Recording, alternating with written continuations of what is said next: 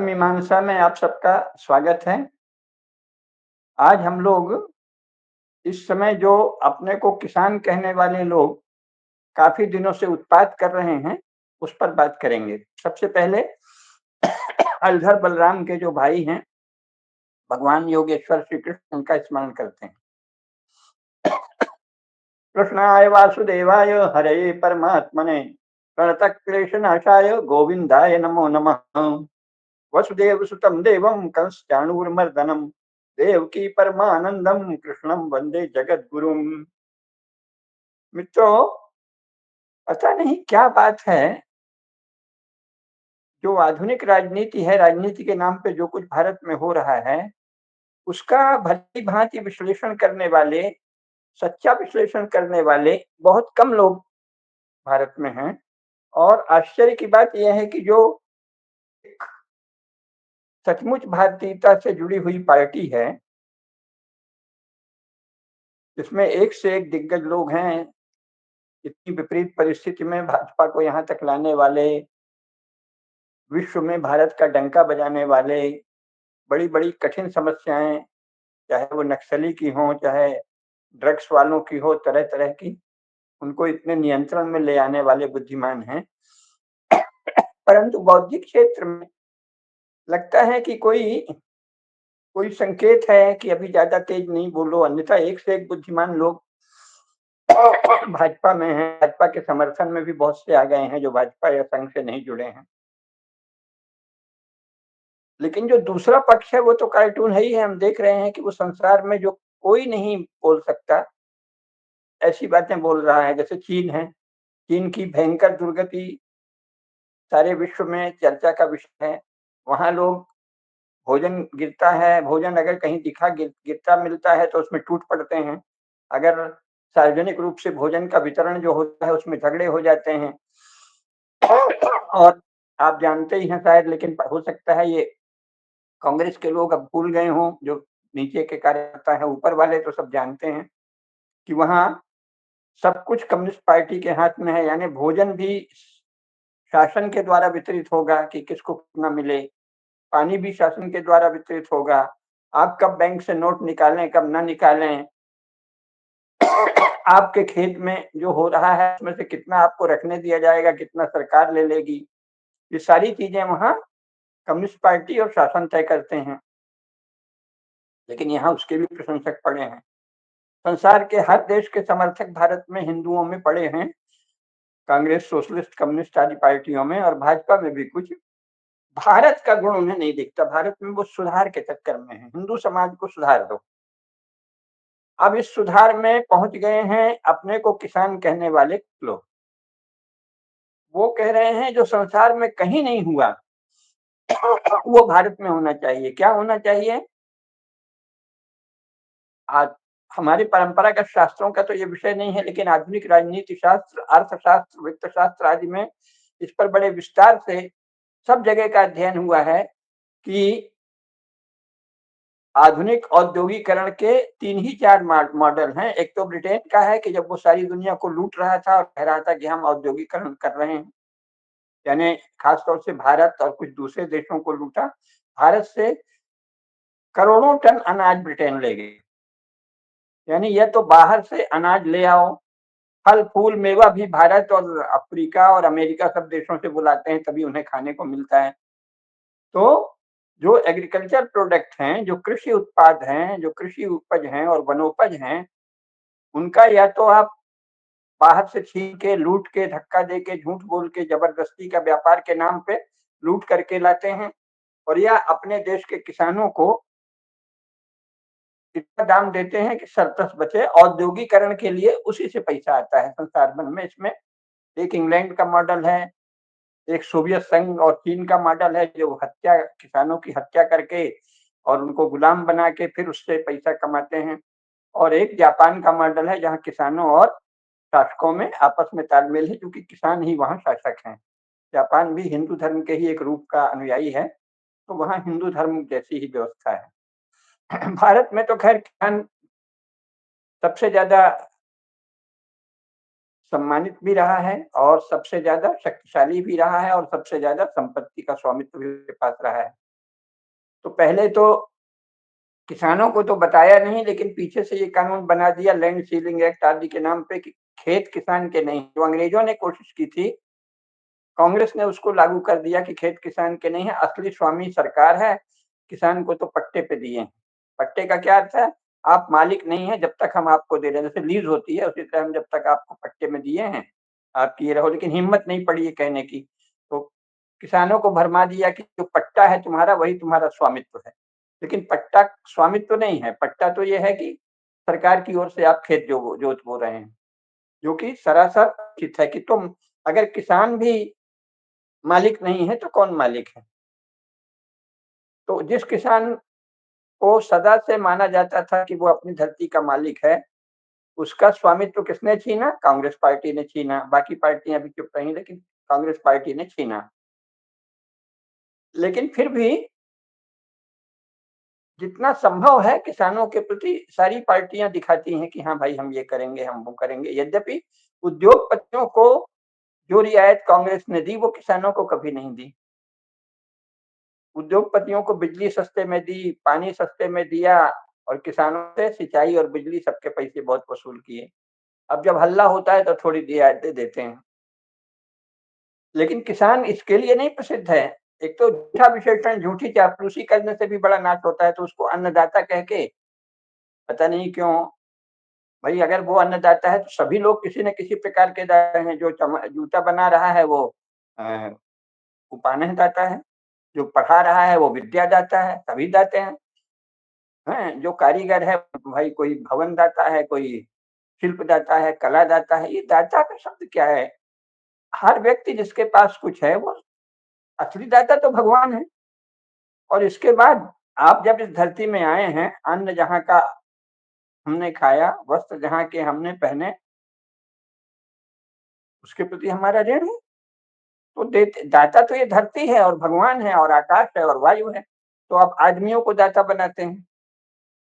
पहले हमारे यहाँ राजाओं को ये कहा जाता था कि सामान्यतः समाज जनता तो कहेगी कि आप बड़े दानी हैं, लेकिन आप मंदिर बनता था तो राजा की प्रतिमा मंदिर के बाहर प्रहरी के रूप में खड़ी होती थी, भगवान के सामने हाथ जोड़े। लेकिन अब आधुनिक काल में क्या हुआ कि बड़े-बड़े अक्षरों में खुदा जाता है, फलाने जी ने उद्घाटन किया, ढिकाने जी ने उद्घाटन किया। जैसे कि देवता से भी बड़े नेताजी हैं या प्रशासक हैं, आयुक्त महोदय हैं, तो फलाने महोदय हैं, तो राज्यपाल महोदय हैं। एक तो ये हो गया। अब अचानक शुरू कर दिया किसान अन्नदाता हैं, उसको कोई ले उड़ा कि अच्छा हम तो अन्नदाता हैं, तो हम जब चाहें तब आपको भूखों मार देंगे। ऐसी परिभाषा तो कभी कहीं नहीं होती। दाता प्रशंसा के लिए, महिमा के लिए किया जाता है, तो दिमाग फिर गया है। भाई आप अनाज पैदा करते हो, बहुत अच्छी बात है, जब तक आप निष्ठा से, सच्चाई से, उचित दाम लेकर और विनम्रता से जो भारत की संस्कृति है उसके साथ करते हो। अन्य लेकिन जब आप उचित माँग मानते हो तो दाता काहे के हो? आप तो देश की व्यवस्था को छिन्न-भिन्न करने वाले उत्पाती हो, असामाजिक हो। तो भाषा भी सोच समझ के बोलनी चाहिए। लेकिन अन्नदाता कह दिया तो जो वास्तविक किसान हैं, जो वास्तविक अन्न उपजा रहे हैं और निष्ठा से काम कर रहे हैं, वो तो सब शांत हैं। लेकिन कुछ लोग जिनको कहीं से ट्रेनिंग मिल गई है उत्पाद की, वो अन्नदाता शब्द पकड़ के अपने को दिखा रहे हैं, हम ही अन्नदाता हैं, हमको ये करो, हमको वो करो। अच्छा भाई अन्नदाता हैं, ठीक है। लेकिन भारत के किसान की परंपरा क्या रही है? सदा से सब शास्त्रों में लिखा है, पुस्तकों में लिखा है, वो तो लोगों को खिलाता है और इसमें खुश होता है। दूसरे, किसान सबसे अधिक शांत होता है, किसान सबसे अधिक विवेकी होता है, किसान सबसे अधिक न्यायप्रिय होता है। यही बात कही जाती थी। अब इन्होंने जो माँग की है वो क्या है? हाँ, किसान की एक विशेषता ये बताई जाती थी कि भाई वो कर कोई कहीं किसी तीर्थ में जाता था तो आस-पास सबसे पूछता था हमारे पिताजी ने या हमारे घर के किसी उसने कोई कर्जा तो नहीं लिया आपसे, हम सबका कर्जा चुका देंगे तब तीर्थ में जाएँगे।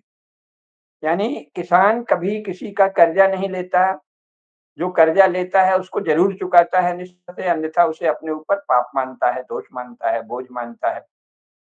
अब कैसे किसान आए हैं, वो कहते हैं जो कुछ हमने सरकारी खजाने से ऋण लिया है, बैंकों से ऋण लिया है, वो सब माफ़ कर दो।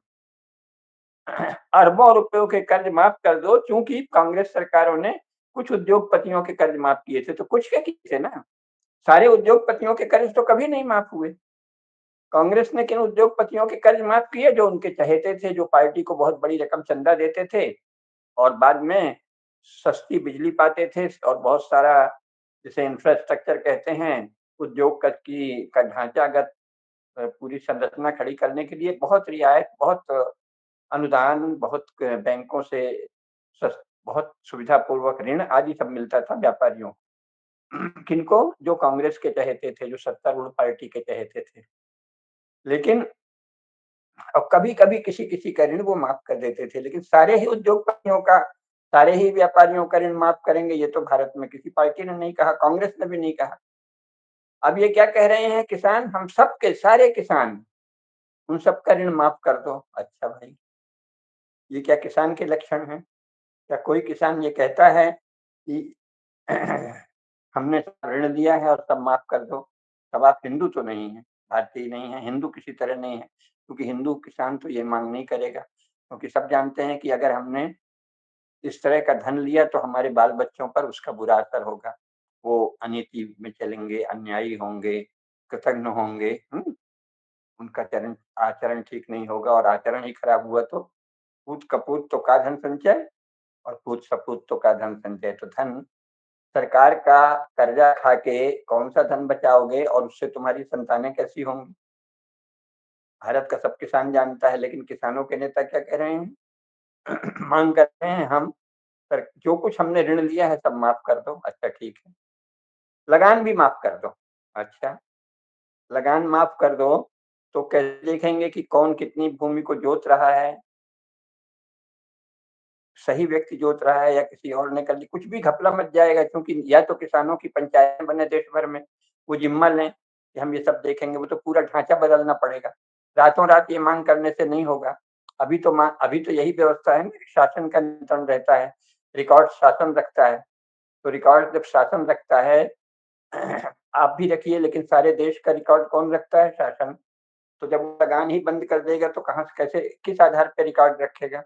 रिकॉर्ड रखने के लिए जो खर्चा चाहिए, वो हर खर्चे का भी तो हिसाब करना पड़ता है। जो खेती में खर्च होता है वो कहाँ से आएगा? खेती में भी तो काफ़ी रुपया खर्च होता है शासन का। तो लगान भी माफ़ कर दो, कर्जा भी माफ़ कर दो और जो अ, खरीदी मूल्य हैं, वो बहुत ज़्यादा बढ़ाने की माँग कर रहे हैं। मतलब क्रय मूल्य भी बहुत अधिक हो, अभी जितना है उससे कई गुना अधिक हो, लगान भी सारी माफ़ हो जाए, कर्जा भी सारा माफ़ हो जाए। ये तो किसानों के, भारतीय किसानों के, हिंदू किसानों का ये लक्षण नहीं। भारत में कभी भी हिंदू किसानों ने ऐसी कोई मांग नहीं की। ये तो आप करिए ठीक है कि बीज बीज कम दाम में मिले, और कायदे से तो अगर कोई पक्का भारतीय किसान है तो उसको रासायनिक उर्वरकों का प्रयोग ही छोड़ देना चाहिए। लेकिन चलो, सरकारों ने ही अमेरिका और रूस आदि के इशारे पे भारत की सरकारों ने जानबूझ के रासायनिक खाद और कीटनाशकों का प्रचार किया, तो अब तो चल गया है। अब तो खेती अभी फिलहाल रासायनिक उर्वरक रासायनिक उर्वरकों और कीटनाशकों के बिना तो होती नहीं है, तो वो तो ठीक ही है। तो रासायनिक उर्वरक और कीटनाशक जो हैं, उनके दाम थोड़ा गिरा दो। चलो भाई, ये भी समझ में आता है। बीज के दाम तो गिरने ही चाहिए ताकि बीज किसानों को सस्ते दाम में मिले। लेकिन पानी और बिजली के दाम कम करो, कितना कम करो उसका, या तो सीधे मांग देना चाहिए। पानी और बिजली के दाम जो हैं, कितना कम करें उसका हिसाब कोई किसी को बैठना पड़ेगा ना, कितना किया जाए। और इसके बाद बाकी सब तो कितनी विचित्र बात है, लगान एकदम खत्म कर दीजिए। और जो किसानों ने आज तक सरकारों से कर्ज लिया है, बैंक से कर्ज लिया है, इतना ही नहीं, सहकारी समितियों से जो कर्ज लिया है वो भी माफ कर दो। ये तो सहकारी समिति तो भाई किसानों की ही है ना, गवर्नमेंट की नहीं है ना। तो तुम आपस में पंचायत में बैठ के कर लो हिसाब। सहकारी समिति भी तो किसान ही चला रहे हैं, तो आप हिसाब कर लीजिए सहकारी समिति जो है हम कैसे चलाएंगे। सहकारी समिति से जो कर्ज किसानों ने लिया है उसे कैसे माफ कर देंगे? तो वो तो ठप हो जाएगी। तो आप ये कहिए ना कि हम बैंक को ठप करना चाहते हैं, सहकारी समितियों को ठप करना चाहते हैं, सरकार को कमजोर करना चाहते हैं, ऐसी-ऐसी मांगे हैं। तो ये मांग क्यों है? एक तो इसको समझना चाहिए जो पढ़े लिखे लोग हैं। तो ये माँग अकारण नहीं है, क्योंकि किसान बहुत चतुर होता है।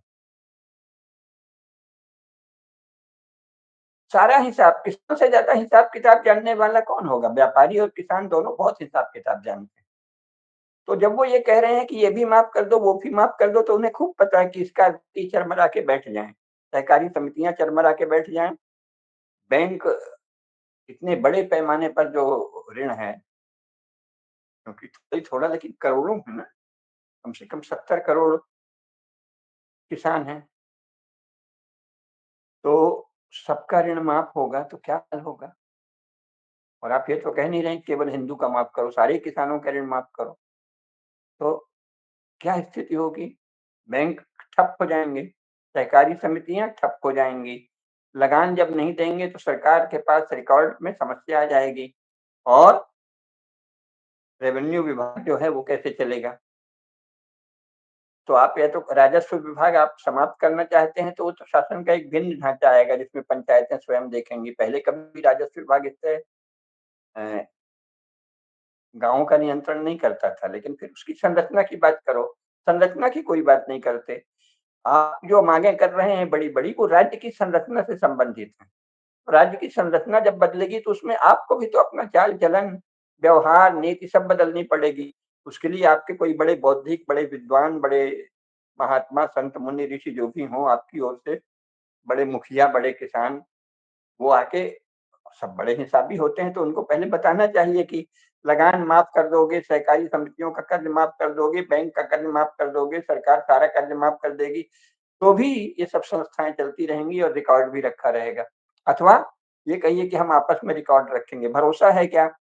एक किसान समूह कहेगा कि हम रखेंगे तो दूसरा उसकी निंदा करना, अभी जो मानस बन गया है, वो जो वातावरण बन गया है उसी के संदर्भ में आप करेंगे ना। तो अभी तो ऐसा नहीं है कि निर्विवाद कोई पंचायतें हों। खाप खाप समितियाँ भी उतनी शक्तिशाली नहीं हैं, उनमें भी आपस में समझ के मामले में टकराहट है, कुछ अन्य मामलों में भी टकराहट है। तो ऐसी माँगें क्यों हो रही हैं? ये समझना चाहिए कि इसका अर्थ है, हाँ, ब्याज जो आप कर्ज़ दें उसमें ब्याज की दर कम हो उसको तो समझा जा सकता है। लेकिन प्रश्न ये है कि ये माँग ऐसी क्यों कर रहे हैं?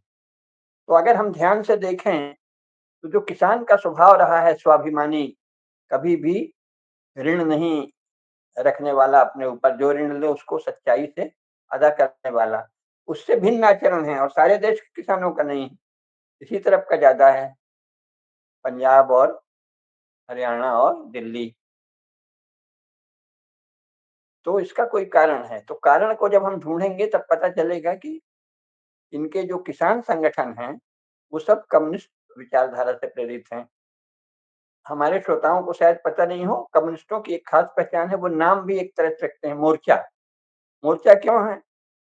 ये मोर्चा नाम क्यों रखा जाता है? लोग कोई सोचे मोर्चा, फ्रंट, ये तो सेना का नाम है। यानी मोर्चा शब्द ही युद्ध का बताता है कि हम युद्ध करने के लिए हमने मोर्चा खोल दिया है, फ्रंट, है ना? तो ये तो युद्धरत व्यक्ति की, युद्धरत समूहों की भाषा है। मोर्चा तो भारत की भाषा नहीं है। भारत के गाँव में कभी मोर्चा नहीं बोला जाता था और किसान तो कोई मोर्चा खोलता ही नहीं था। ये मोर्चा तो उर्दू शब्द है और ये अंग्रेजी के फ्रंट का अनुवाद है। तो ये मोर्चा किसके खिलाफ खोले हैं? अगर आप कहते हैं कि ये माँगे तो आप इसी आधार पर कर रहे हैं कि सरकार हमारी है, हम सरकार के हैं। तब मोर्चा किसके खिलाफ खोले हैं? तो मोर्चा किसकी भाषा है? कम्युनिस्टों की। किसान मोर्चा, किसान मज़दूर मोर्चा, खेतिहर मज़दूर मोर्चा, सब युद्ध के लिए कसे हैं। किससे युद्ध है तुम्हारा और क्यों युद्ध है? तो क्या तुमने नहीं चुनी है सरकार? तो जो वर्तमान सरकार बैठी है उससे आपका युद्ध है। तो अगर आप युद्ध है तो आप राजद्रोही हो गए, आप तो देश के अपराधी हो गए। अपनी सरकार से युद्ध करना तो अपराध है, माँगें करना तो सर्वथा आवश्यक है, उचित है। आपने माँग वाली तो भाषा ही नहीं रखी है, कांग्रेस नहीं रखा अपना नाम, कांग्रेस का अर्थ होता है संघ भी नहीं रखा, किसान संघ है, वो अलग है। लेकिन ये जो बातें कर रहे हैं तो किसान मोर्चा, खेतिहर मज़दूर मोर्चा, किसान मज़दूर मोर्चा, मोर्चा कौन खोलता है? कम्युनिस्ट। अब कम्युनिस्टों का विश्व में रिकॉर्ड अब तो सब जान गए हैं भाई, जितने बड़े-बड़े सोवियत संघ और चीन, सोवियत संघ तो अब विकसित हो गया इसी पाप के कारण, किसानों के साथ उसने जो किया था, और चीन में तो लोग दाने-दाने को तरस रहे हैं और किसानों की हत्याएँ अभी भी हो रही हैं। ये है ब्लैक बुक ऑफ कम्युनिज्म, संसार में प्रसिद्ध पुस्तक है, ब्लैक बुक ऑफ कम्युनिज्म। इसमें कम्युनिस्टों ने अलग-अलग देशों में कितने किसानों की हत्या की है, करोड़ों किसानों की हत्या की है, सारे आंकड़े दिए हुए हैं ब्लैक बुक ऑफ कम्युनिज्म। आंकड़े ही आंकड़े, किस तरह से किसानों को मारा है। तो कम्युनिस्ट पार्टी ने संसार में क्या किया है, सोवियत संघ में क्या किया था, कहा किसानों से कहा कि ये खेत तुम्हारे नहीं है, इनके मालिक समाज है कह दिया, या सरकार है। ये समाज और सरकार सबसे ज्यादा छलपूर्ण शब्द हैं। कुछ दूसरे संगठन भी आजकल समाज समाज बहुत बात करते हैं। ऐसा कोई समाज नहीं होता जिसमें समाज की इकाइयां सहभागी नहीं हो। उन्होंने कहा कि तुम्हारा खेत नहीं है, सरकार का है, पीपुल्स का है, जनता का है। तो क्या किसान जनता नहीं है? क्या किसान समाज नहीं है? और उसके नाम पे सबके खेत ले लिए, और फिर उन किसानों को सोवियत संघ में क्या हुआ, चलो रे सारे किसान मजदूरी करो, तुम ना बस शब्द बड़े बड़े, वही यहाँ भी चल रहा है, बड़े बड़े शब्द, राष्ट्र की सेवा में, सर्वहारा की सेवा में, क्रांति की सेवा में, सोवियत संघ को महान बनाने के लिए, एक नए मनुष्य का निर्माण करने के लिए आप अपने खेत छोड़ दीजिए। मार्क्स ने क्या कहा, इतिहास के सबसे महान और क्रांतिकारी वो हैं जब किसान को उसकी उसकी खेती की भूमि के मोह से मुक्त करके शहरों में, सड़कों में, बाजार में छोड़ दिया जाता है मजदूरी करने के लिए, क्योंकि उससे सरप्लस पैदा होता है। तो मार्क्स का कथन है, किसानों से भूमि का स्वामित्व छुड़ाना, उसको वागाडंबर में क्या कहा, भूमि का मोह छुड़ाना। आहा, आपको सत्ता का मोह कभी नहीं छूटेगा, आपको पूर्ण नियंत्रण करें हम राज्य में, इसका मोह नहीं छूटेगा। किसान कभी भूमि से मुंह छोड़ देगा तो किसान का क्या होगा। सारे किसानों से कम्युनिस्ट पार्टी ने सोवियत संघ में भूमि छीन ली और फिर उन्हीं खेतों में उनको मजदूर बना दिया। ये अलग बात है कि मजदूर बनने के बाद उतनी मेहनत किसानों ने नहीं की, खेती की फसल भयंकर तेजी से गिर गई। तब फिर मजबूरी में एक नया फार्मूला निकला कि आधा खेत सरकार का, आधे खेत में छोटे टुकड़े दे दिए। जैसे अगर किसी के पास 100 एकड़ खेत है तो उन्होंने कहा कि 70 एकड़ सरकार का है, और तुमको हम 70 भी नहीं बल्कि 90 एकड़ सरकार का है, हम तुमको ये 10 एकड़ देते हैं, इसमें मेहनत करो। किसानों के सबसे बड़े हत्यारे कौन है, कम्युनिस्ट। खेतिहर मजदूरों के सबसे बड़े हत्यारे दुनिया में कौन है, कम्युनिस्ट। कितने किसानों को मारा कम्युनिस्टों ने, ब्लैक बुक ऑफ कम्युनिज्म बताती है, करोड़ों किसानों को मारा, लगभग 13 करोड़ किसानों को मारा। सोवियत संघ में, चीन में, हंगरी में, चेकोस्लोवाकिया में, युगोस्लाविया में, जब वो कम्युनिस्ट थे, पोलैंड में किसानों की हत्या हुई, उन खेत छीन लिए गए और पार्टी उसकी स्वामी हो गई। राहुल गांधी भी यही भाषा बोलते हैं, सबको बांट देंगे। बांटने के नाम पे क्या हुआ, दरिद्र बना दिया, भिखमंगा बना दिया। लेकिन शासक भिखमंगे नहीं हुए, लेनिन भिखमंगा नहीं हुआ, स्टालिन भिखमंगा नहीं हुआ, माओ भिखमंगा नहीं हुआ, ये जो है शी जिनपिंग भिखमंगा नहीं हुआ, वो तो शान से चल रहा है। सैनिक अधिकारी भिखमंगे नहीं हुए, पार्टी के अफसर भिखमंगे नहीं हुए, किसान भिखमंगा हो गया। कम्युनिस्टों का इतना इतिहास कि स्वयं पूर्व कम्युनिस्ट, ये सब सारे कम्युनिस्ट हैं पुराने, लेकिन जरा सच्चे कम्युनिस्ट हैं, जितने विद्वान हैं ना, स्टीफेन कोर्टियस, निकोलस वर्थ, ज्यां लुई पन्नी, एंड्रेज पेकोस्की, कैरल बार्टोस्क, ज्यां लुई मार्गोलिन, ये सब पूर्व कम्युनिस्ट हैं, बड़े बड़े बौद्धिक और संपादक।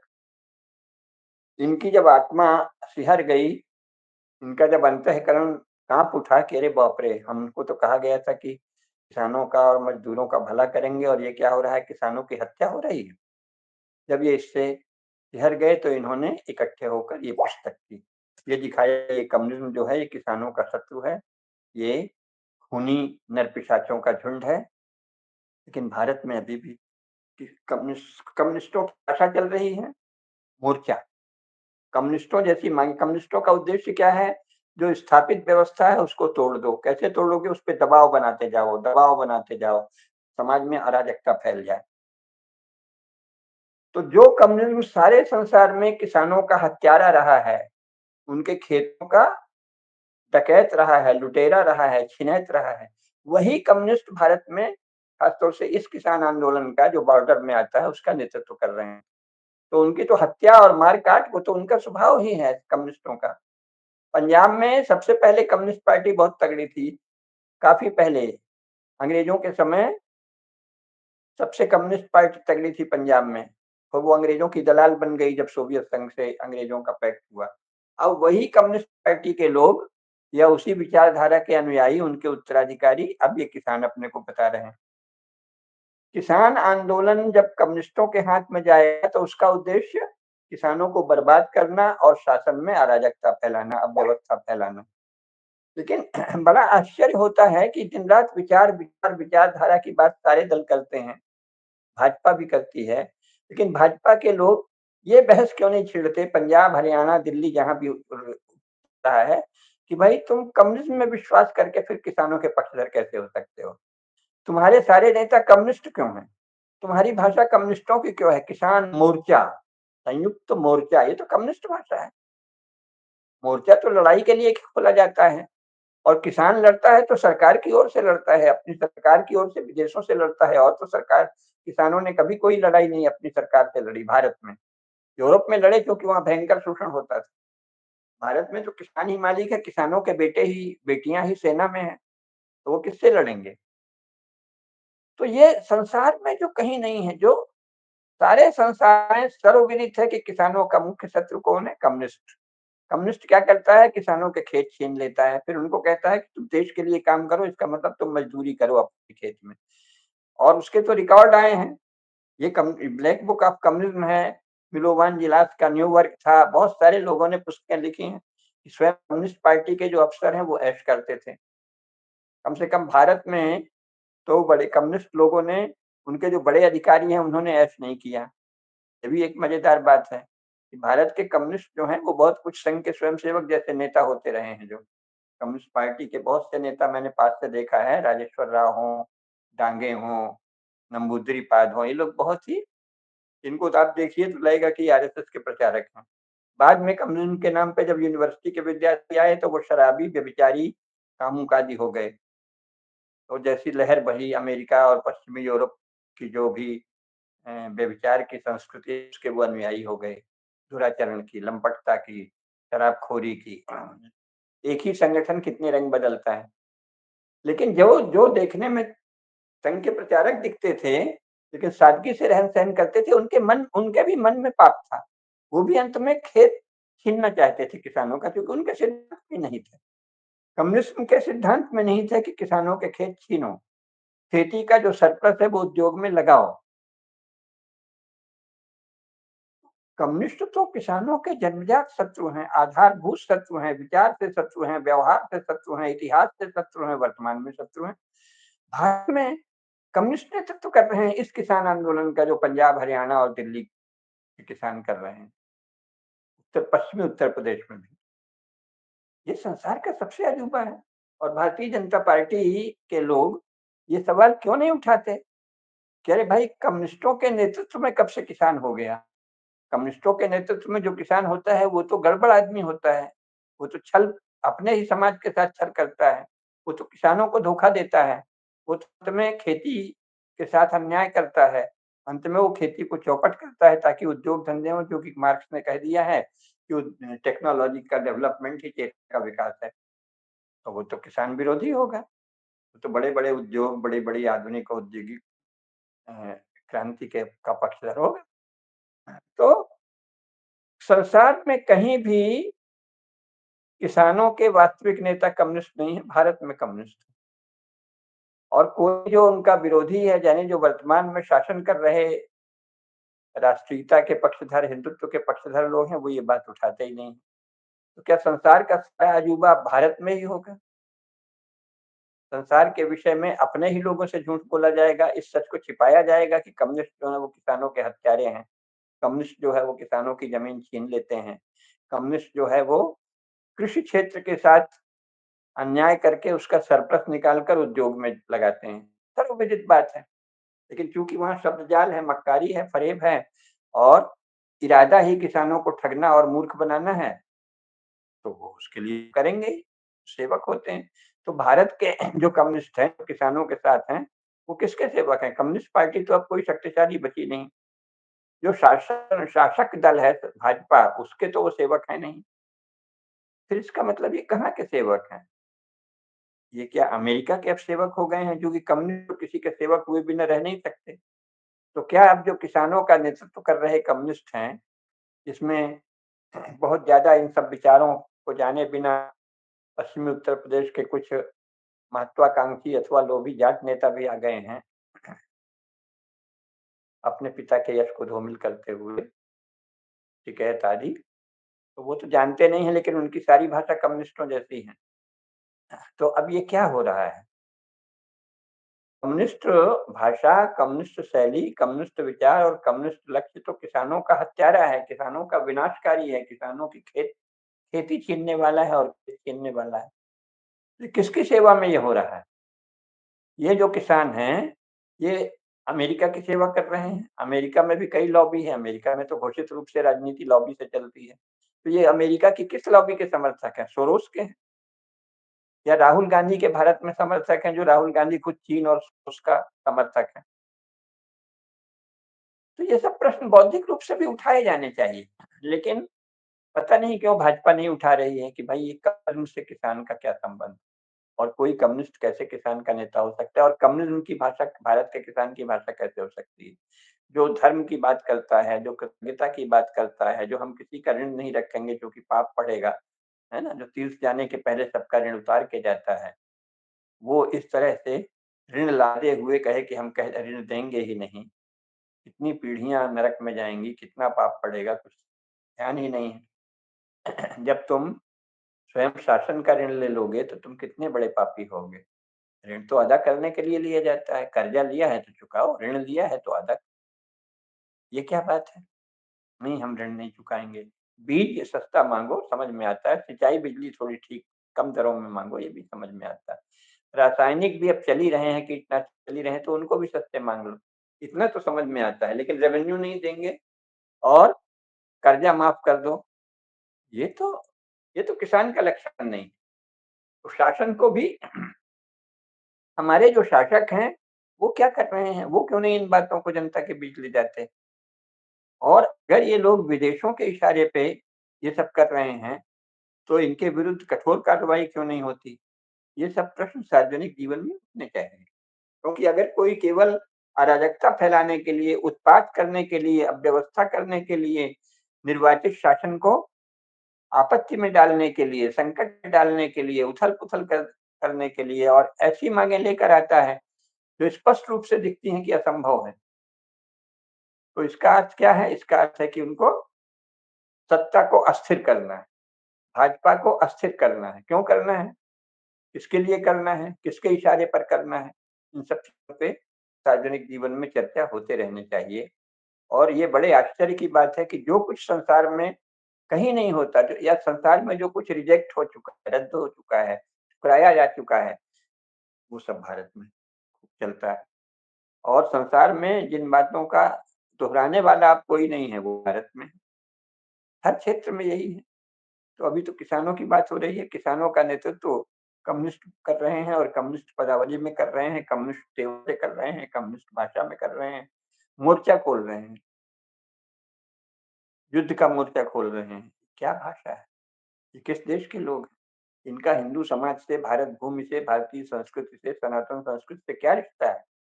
सब पर चर्चा होनी चाहिए। माँगें जो हैं और उस माँग के लिए आप तोड़-फोड़ क्यों करोगे? आप लाल किले में तोड़-फोड़ करेंगे, आप दिल्ली में तोड़-फोड़ करेंगे। भाई हिसाब-किताब बैठा लो साथ में कि कितना संभव है, तुम कैसे चलाओगे? कोई एक मॉडल बना के दिखाओ। ऐसे करो कि पहले किसी एक खाप पंचायत वाले इलाके में ले लो कि हम आप ही शासन है, आप उतना कर्जा माफ़ कर देंगे। कह दीजिए खाप कर्जा चुका देगी और सब किसानों का कर्जा माफ़ करती है। कौन-सी व्यवस्था से कर्जा खत्म होता है? क्या कोई खाप पंचायत ये ज़िम्मा ले लेगी कि हम अपने इलाके के सारे किसानों का कर्जा हम चुकाएँगे, सरकार कुछ नहीं बोले, हम सँभाल लेंगे और हम इनसे कुछ नहीं लेंगे। एक व्यवस्था बना के दिखाइए, किसान तो सबसे कुशल रहा है प्रबंध में। कहीं एक कोई इलाका ले लीजिए कि वहाँ जितना कर्जा होगा सब माफ़ करके वो कर्जा हम सरकार को चुका देंगे और उनसे नहीं वसूलेंगे। कैसे आप समाज चला लेंगे?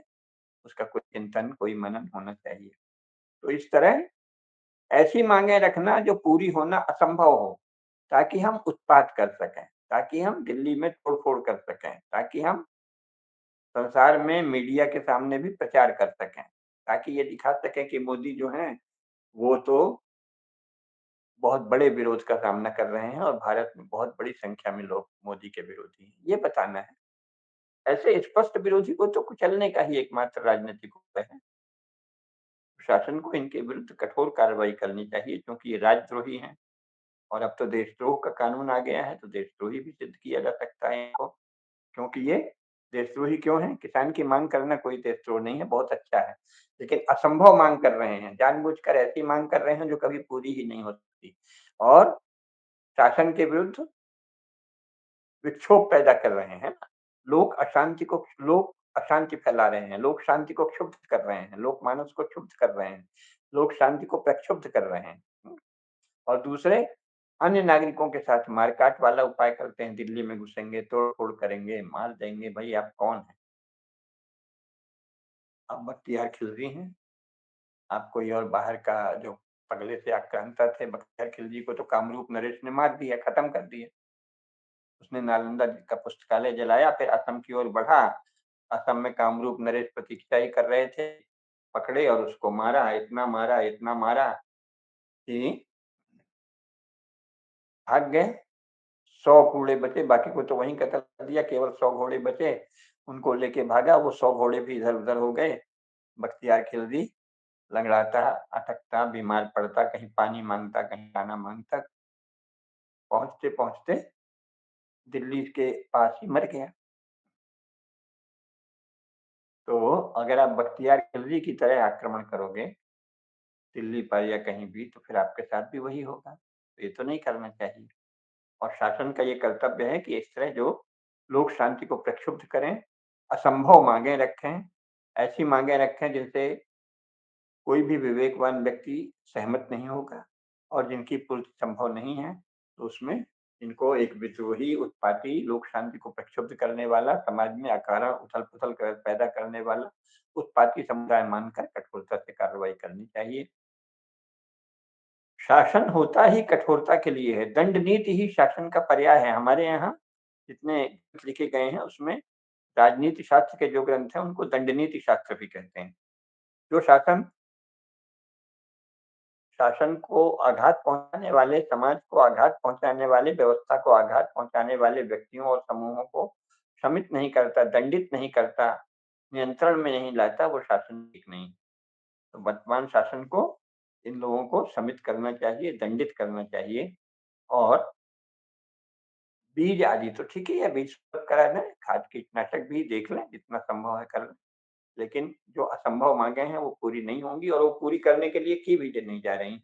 वो इसलिए की जा रही हैं कि लोक शांति प्रक्षुब्ध हो और शासन पर अचानक मानसिक दबाव बने। लगातार मानसिक दबाव शासन पर बना रहे, इस प्रयास से तथाकथित किसान आंदोलन जो हो रहे हैं, उन पर नियंत्रण शासन का धर्म है, इतना ही कहना है। ठीक है, नमस्कार। धर्म की जय हो, अधर्म का नाश हो, प्राणियों में सद्भावना हो, विश्व का कल्याण हो। नमः पार्वती पतये हर हर महादेव।